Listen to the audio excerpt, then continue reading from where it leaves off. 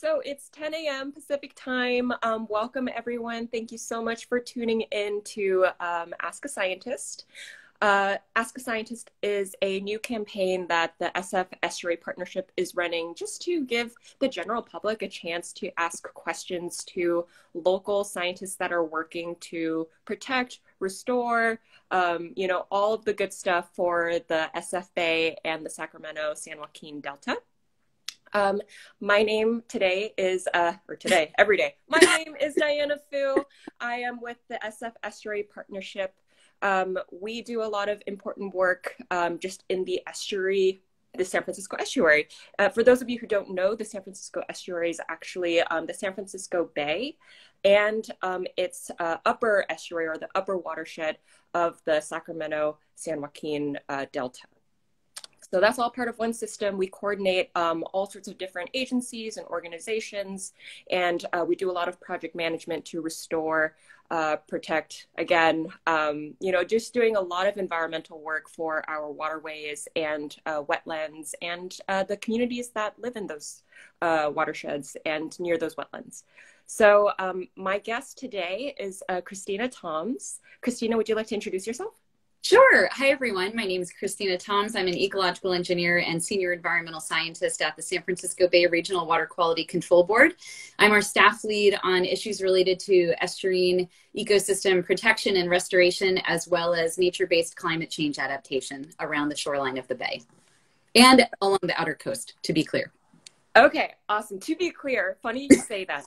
Let's break that down a little bit. So what exactly does the water board do, and what does your day-to-day look like? Let's start with, what does the water board do, and kind of what are you working on right now?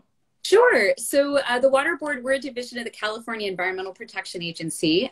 There's a state water resources control board in Sacramento, and then there's 9 regional water quality control boards all throughout the state. And we have a mandate to protect water resources. And so the State Water Board does that through managing water rights. We do that by regulating water quality. So the boundaries of the San Francisco Bay Regional Water Quality Control Board roughly correspond to the watersheds of San Francisco Bay. We don't go our jurisdiction doesn't extend up into the Delta, extends roughly north to the Sonoma County border and south to Pescadero Marsh. And so, yeah, we are responsible for planning and planning projects to improve water quality throughout the region. We regulate water quality. We regulate, for example, dredge and fill activities in waters of the state, waters and wetlands. We regulate landfills. We regulate wastewater treatment plants, sites with contaminated groundwater. So, I jokingly tell people if it's wet, then we have jurisdiction over it. And that's not too much of an exaggeration. And that's a huge jurisdiction. Yeah. I mean, even if it's not the entire estuary, that is just large acreage-wise. Yeah, it's a big region, and we have a lot of very sensitive resources, and we have a lot of people. This is the San Francisco Bay Area, so yeah, we have a pretty big load. Awesome. Well, I would love to hear a little bit more about what you specifically do, if there's any type of initiatives or projects or programs that you're working on that you would like everyone to know about. Sure. Yeah. So conveniently, we have a website at the San Francisco Bay Water Board that's all about our climate change activities. So I have a pretty broad portfolio. My background is actually in engineering. I have 2 engineering degrees and spent a number of years in the private sector as an ecosystem restoration engineer before making the jump to the regulatory side. And so my portfolio includes a really broad range of actions, basically aimed at helping us understand the condition of aquatic resources in the region, particularly our estuarine wetlands. So those would be wetlands within the San Francisco Baylands and also our estuaries along the outer coast. I'm chair of the Technical Advisory Committee of a new program called the Wetland Regional Monitoring Program. This is actually an effort that SFEP is helping to coordinate. And basically what we're doing is, instead of looking at every single tidal wetland in the marsh or tidal wetland in the estuary kind of in isolation from each other, we're looking at the whole landscape and saying, how are the wetlands doing? Where are they? How are they doing? And are our wetland restoration projects having the intended outcomes for vegetation, for resilience, for listed species like ridgeway rail, and salt marsh harvest mouse. So that's one of my big efforts right now. Another one is updating our policies, actually developing an amendment to what's called our basin plan, or the long boring name for it is the Water Quality Control Plan for the San Francisco Bay Basin. And that's that's nailed it. Yeah.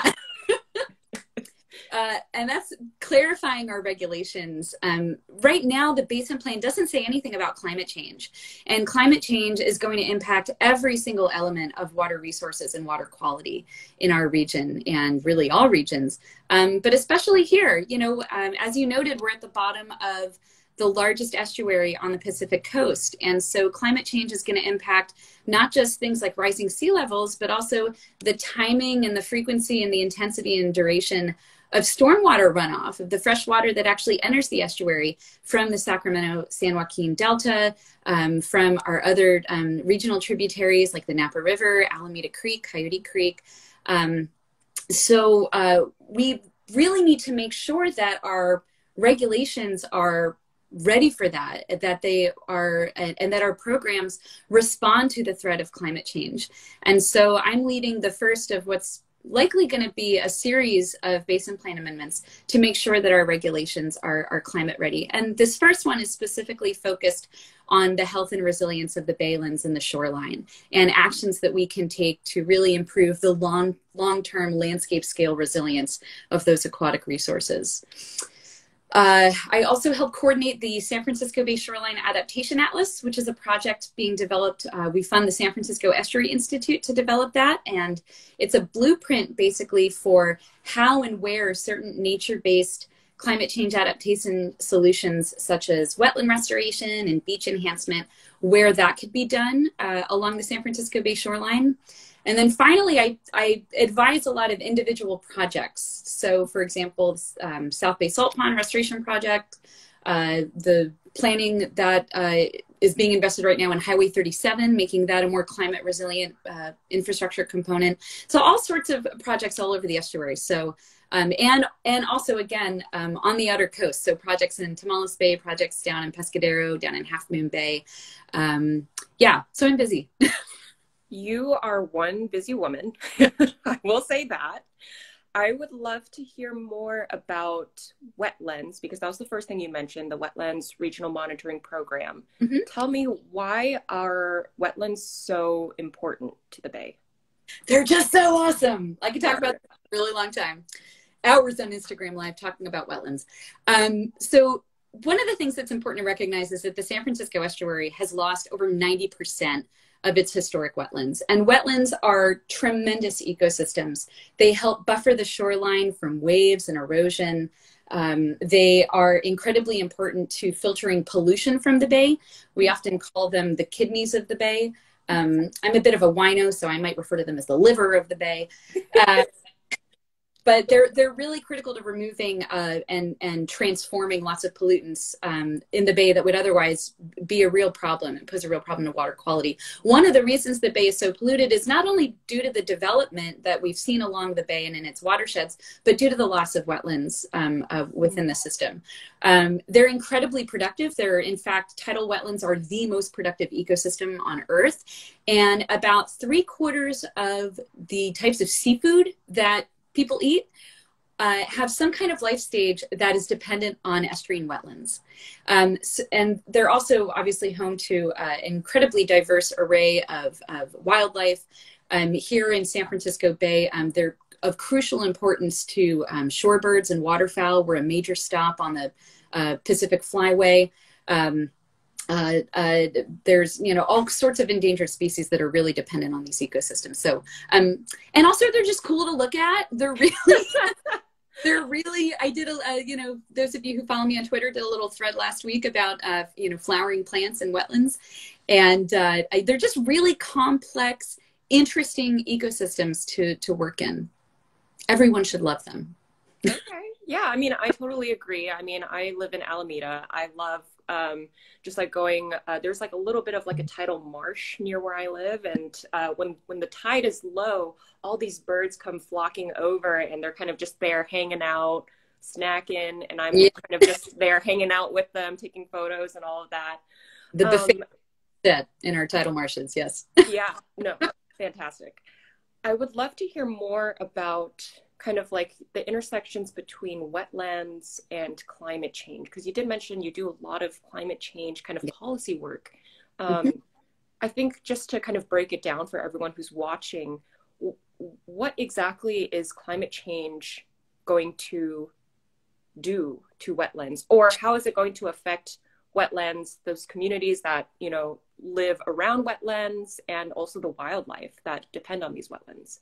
Sure, sure. So something that folks may find interesting is that the wetlands in the estuary are actually geologically an extremely young feature.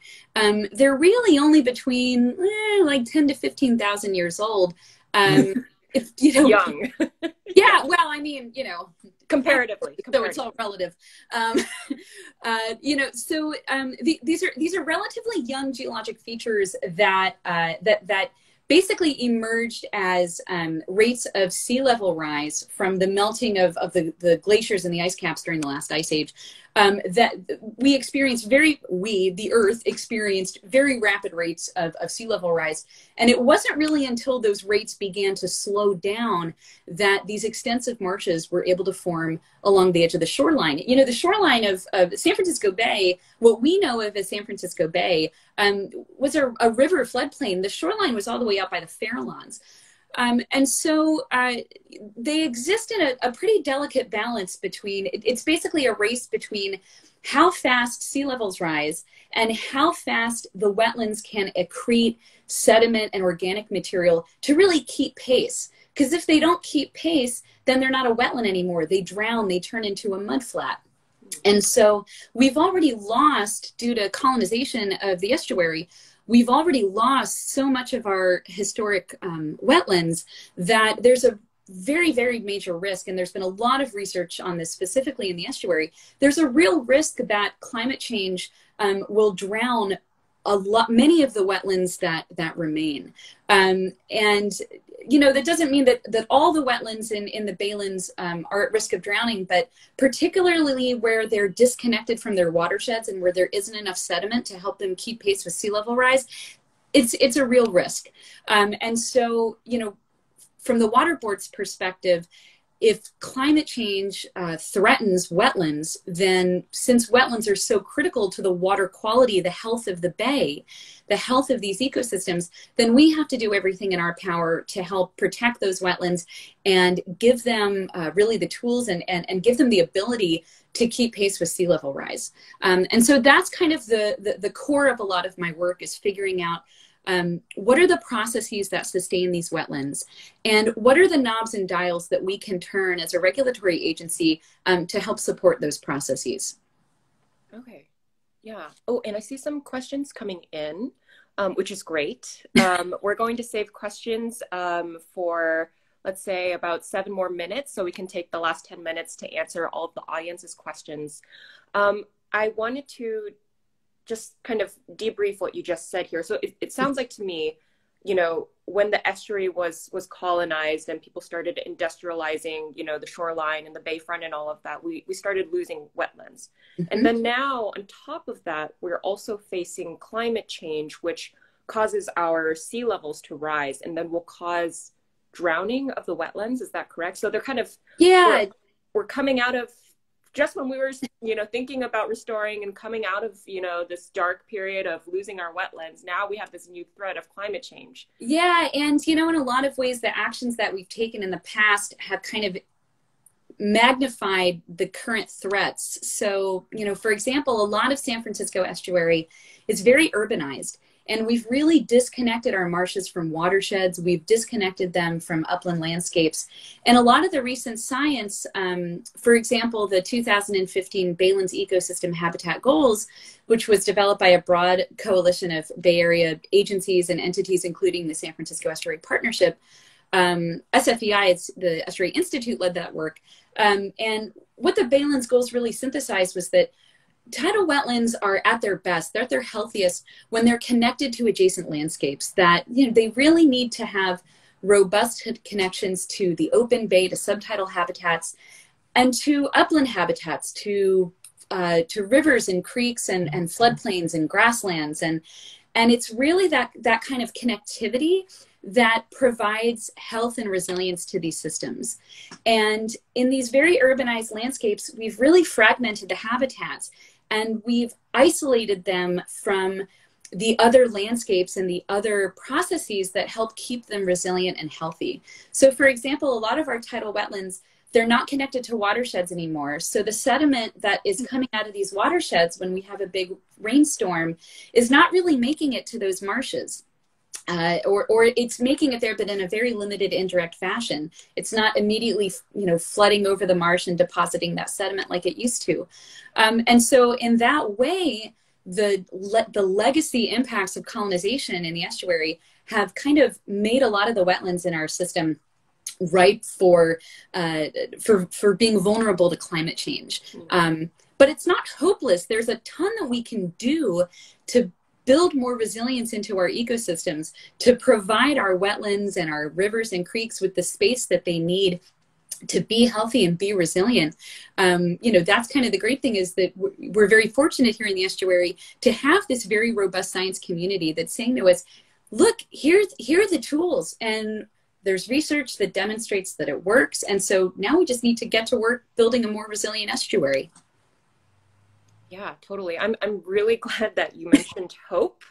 I feel like that's something that we all need a little bit more of these days. Yeah. I would love to hear kind of where you see projects going, or where you see the estuary going for like the next, let's say 5, 10, and then 20 years. Like where do you hope wetlands, are going to be?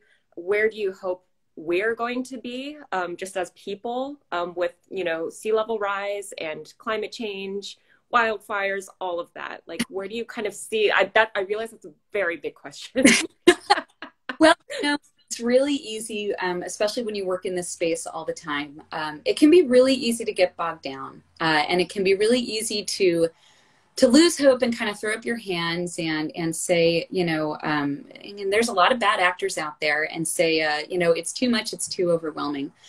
I kind of feel that one of the first things the devil does is the devil steals your hope. And I want people to recognize that there's a ton of hope, especially here in the San Francisco Bay region. We are, as far as I'm aware, one of the first, if not the first region in the country that has decided quite literally to tax itself to support nature-based climate adaptation and tidal wetland restoration in San Francisco Bay. Unlike many of the other larger estuaries in the country, Chesapeake Bay, Mississippi River Delta, Puget Sound, we actually receive relatively limited amount of federal funding. And so in a lot of ways, I don't want to say that we're on our own, but we really have to rely on ourselves a lot. And years ago, with the passage of Measure AA, the Bay Area community said, yes, this is the health of San Francisco Bay, the health and the resilience of its wetlands. And also, frankly, we're talking a lot about ecosystems, but wetlands have tremendous benefits to communities, not just to provide protection from floods and storms, but if there's anything that we've learned during COVID, it's the value of green spaces, of open spaces for our physical and our mental health. And in a lot of urbanized areas of the Bay, the most accessible green spaces for our urban communities are along the shoreline, facilities like the Bay Trail, and a lot of our regional parks that are along the shoreline. These are incredible community resources. And the people who live here recognize that and have voted to tax themselves through Measure AA to provide $25 million a year over 20 years to fund these kinds of projects.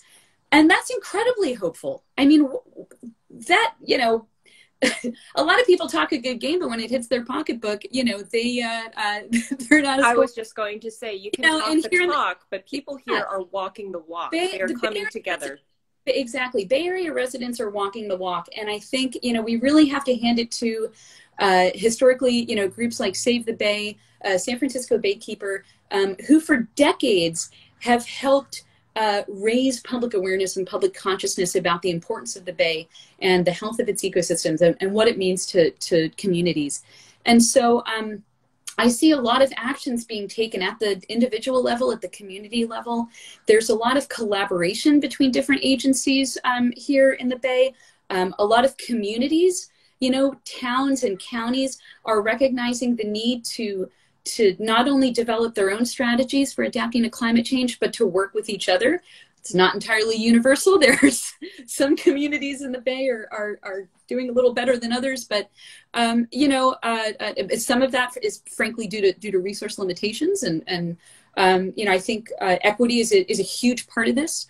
And the Estuary Partnership is working a lot on issues of equity. My agency is BCDC. Other agencies are working on equity for our frontline communities and our EJ communities.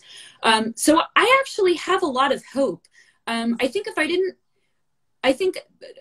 I'm really busy. So that says to me that there's a lot going on. So that says to me that I should have hope. And I think other folks should have hope. And there's kind of this positive feedback loop between having hope and taking action. And so I think people should, you know, it's important. You need both, you know, and they kind of feed each other. So I think it's important for people to both have hope and then use that hope and take action. I love that. We are at 10:21, so I'm going to go ahead and go into the audience questions. Thank you so much for just basically telling us everything that you do. You wear so many different hats. You basically gave us like a whole lecture on wetlands for those of you who wasn't wetlands were. A lecture. We can do that in a different Instagram live. Yeah. It'll be 5 hours long and part of a multi-part series. Totally. Yeah, there's a lot to talk about with wetlands, and there's so many different types of wetlands, which leads me to my first question from Jacqueline Marie 121. Could you give an example of wetlands not connected to water sources? Well, so it sounds like the implication of the question is a wetland not connected to a perennial water source, because all wetlands by definition are wet, so there's some kind of water source. Here in the San Francisco Bay region, we have a lot of seasonal wetlands, which are wetlands that really are just primarily fed by rainfall. A lot of them occur on clay soils that are resistant to percolation, and so we get rainfall and the water kind of pools and it sits there and cool ecosystem things happen, and then by summer it evaporates. There's some really cool examples of seasonal wetlands up by the Jepson Prairie. Jepson Prairie Preserve. I would be remiss if I didn't note the efforts of the California Native Plant Society, on which I serve on the statewide board of directors, has done a lot to help protect that landscape. Part of it is on the Travis Air Force Base, but the CNPS chapter out there, they lead walks during the spring, tremendous wildflowers in a lot of these seasonal wetlands, lots of endangered species. Most of the seasonal wetlands in our region have been plowed under, developed over, but there's lots of cool like shrimp and flowers that live in those systems. So yeah, we absolutely have seasonal wetlands that aren't connected to perennial water sources.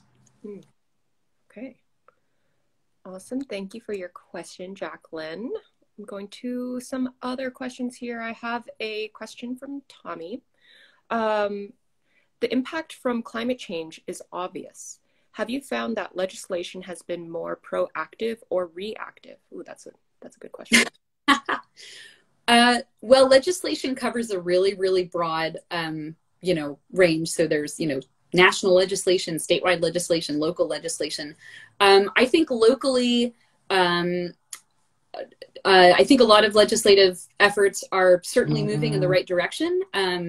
We have a new statewide budget that I understand is going to have a lot in it for nature-based climate change adaptation, including wetland restoration. I believe there's some federal money that's coming down the pipe from new federal budgets to San Francisco Estuary. Right now, a lot of legislation is kind of, it's a lot of shoulds, not necessarily a lot of shalls.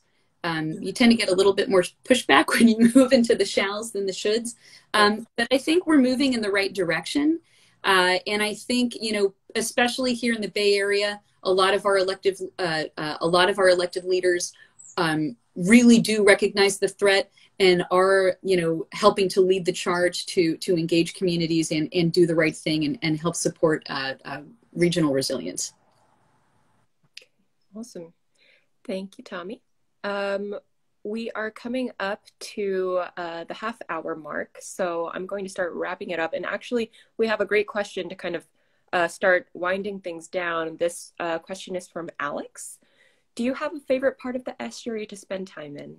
I love that. Oh, it's all great. If I had to pick one location, I would pick China Camp State Park. I'm a mountain biker and an estuarine wetland scientist and restoration engineer, and China Camp has it all. It has fantastic trails for hiking and mountain biking, and it has one of the region's largest remaining intact tidal wetlands in the whole region. It's part of the San Francisco Bay National Estuarine Research Reserve. The other one being Rush Ranch in Sassoon, which is another one of my favorite places because Rush Ranch combines tidal wetlands and horses. There's like a horse ranch there. Oh, okay. Horses. And it's also located near Travis, so there's lots of military aircraft. And I grew up in a naval aviation family, so I get a kick out of military aircraft. So yeah, I'd say those are. I've never had a bad, knock on wood, I've never had a bad day at China Camp or Rush Ranch. Awesome. Thanks for sharing. So I just wanted to start closing it out for everyone. Thank you so much for joining us for this Friday's first Ask a Scientist. This is the first kind of IG Live that we've ever done. And I think it's really important for us to talk about science, you know, not just within agencies, not just in academic circles. I think climate change and climate science should be accessible for everyone. So thank you so much for just spending time with us this morning. You're welcome. Talking about the important work that you do. And if one quick thing. Yeah. National Estuaries Week starts tomorrow. So for all of you who are interested in learning more about estuaries, please stay tuned to the SF Estuary Partnership social media feeds and lots of other agencies, including mine, SF Bay Water Board. We're on Instagram and Twitter. We're going to be posting about estuaries. And also California Coastal Cleanup Day is tomorrow. So go out to the coast, pick up some trash. There's lots of cleanup activities around the Bay shoreline and local rivers and streams. So get out there, have your hope, take action. Awesome. You stole all my lines. Oh, did I? Sorry. No, it's okay. I was totally going to say National Estuaries Week is starting next week. And then California Coastal Cleanup Day, I'll be out tomorrow picking up trash at my local beach in Alameda. Hope some of y'all join me. And yeah, just to follow both of, you know, our agencies, our organizations on Instagram. We're on Facebook. We're on Twitter. I think the Water Board, you guys are also on LinkedIn. So for those of you who are on LinkedIn, feel free to follow the Water Board there. Last two important things. If you thought this Ask a Scientist was interesting, if any of what we talked about inspired you to take action, there are things that you can actually do right now after Ask a Scientist. Two things that you can do specifically on the SF Estuary Partnership side. One, you can go to the link tree in our bio and you can click Take the Survey. Right now, we are in the process of updating our estuary blueprint, which is really the roadmap to getting our estuary healthy and resilient by 2050. We want public input. We listen to agency folks all day. We are starving to hear from the public. So please, please, please go to our bio, take that survey. It's less than 5 minutes. That's the first thing. The second thing, if you are interested in taking some type of action, maybe learning more, you can look out on our social media for State of the Estuary Summit. So this year, our summit is all virtual. We're hosting amazing speakers, a lot of them focused on equity and social justice and how that kind of informs all of this work that we're doing for the San Francisco Estuary. So please, again, if you were, you know, inspired or interested or all of the above, please check out our link tree on SF Estuary Partnership. It's in our bio. It's easy to click. Again, less than 5 minutes. And we hope to see you at the summit. Christina, do you have any last things that you want to mention? If folks have, I think there were a lot of questions in the chat that we didn't get to. So if folks have, questions that they really want answered, hit me up on Twitter. I'm at Christina Toms. And yeah, I'm always talking estuaries over there and lots of other things that have nothing to do with estuaries, Philadelphia Eagles football, all sorts of things, me being profane about Philadelphia. So yeah, join me over there. We try to have fun. Awesome. Well, thank you again so much, Christina. I hope you have a lovely Friday, and I hope, you get out there sometime this weekend participating in Coastal Cleanup Day and just, celebrating estuaries all week long, baby. You got it. Do that. All right. Thank you, Diana. All right. Take care. Thanks, everyone. Bye.